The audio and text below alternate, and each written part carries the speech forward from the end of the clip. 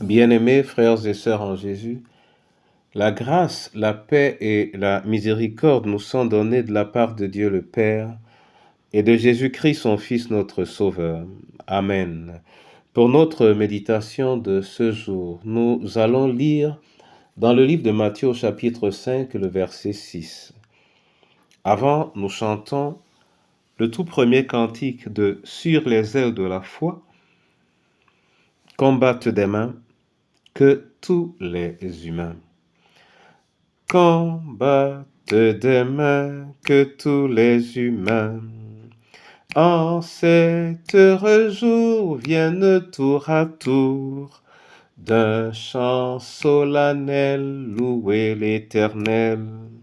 Peuple, il vous faut craindre le Très-Haut, le grand roi qui peut faire quand il veut trembler à sa voix les plus puissants rois. Par son grand pouvoir, il nous fera voir les peuples soumis et nos ennemis. Par lui châtiés seront sous nos pieds. Ce maître si doux a choisi pour nous la meilleure part est sous son regard. Israël en paix triomphe à jamais. Oui, Seigneur, c'est ton triomphe. Donne-nous d'y avoir accès par ta parole. Au nom de Jésus-Christ de Nazareth. Amen.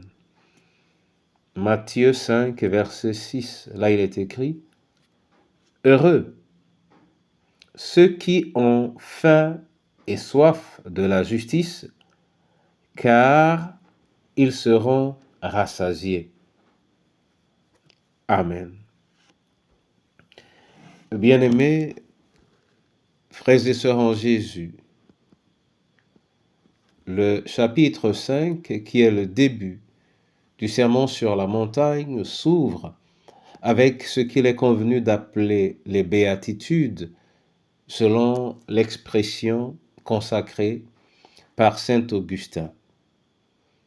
Parmi ces béatitudes, donc, qui sont les éléments du chemin du bonheur, il y a ce verset que nous avons lu, « Heureux ceux qui ont faim et soif de la justice, car ils seront rassasiés. » Qu'est-ce que c'est qu'avoir faim et soif de la justice?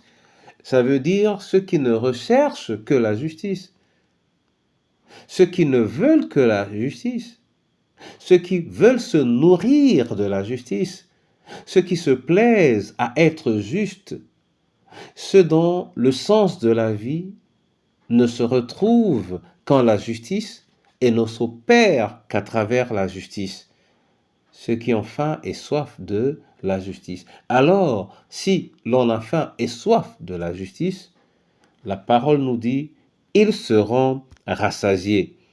Qu'est-ce que cela veut dire? Cela veut dire qu'ils pourront s'épanouir, qu'ils pourront aller plus haut dans leur communion avec le Seigneur et qu'ils pourront voir la manifestation de la gloire de Dieu. Mais alors, faudrait-il qu'ils demeurent et qu'ils cherchent à nourrir leur soif, à apprivoiser leur faim. Heureux, oui, en effet, ceux qui ont faim et soif de la justice, car ils seront rassasiés. Voilà l'engagement dans lequel l'Éternel nous attire aujourd'hui. Si nous voulons être heureux, alors ayons faim et soif de la justice. Battons-nous pour la justice. Soyons nous-mêmes justes et recherchons la justice pour les autres. Défendons la justice, j'allais dire à corps et à cri, de nos mains et de nos pieds, de toutes nos griffes. C'est en cela que nous serons bénis, c'est-à-dire nous serons justifiés et que nous contribuerons à la justification des autres. Que cette parole soit bénie pour toi et pour moi, dans le nom de Jésus. Amen. Seigneur, je veux te rendre grâce pour cette parole de bonheur que tu me donnes. Tu as dit dans ta parole, cherchez premièrement le royaume des cieux et sa justice. Si j'ai faim et soif de la justice, alors je la rechercherai. Donne-nous cette faim, Seigneur. Donne-nous cette soif. Et accorde-nous la grâce de reconnaître que c'est le chemin, l'unique pour nous, de satiété, de bonheur véritable. Car en dehors de la justice, en dehors de ta justice, il n'y a point de satisfaction, il n'y a point d'épanouissement véritable.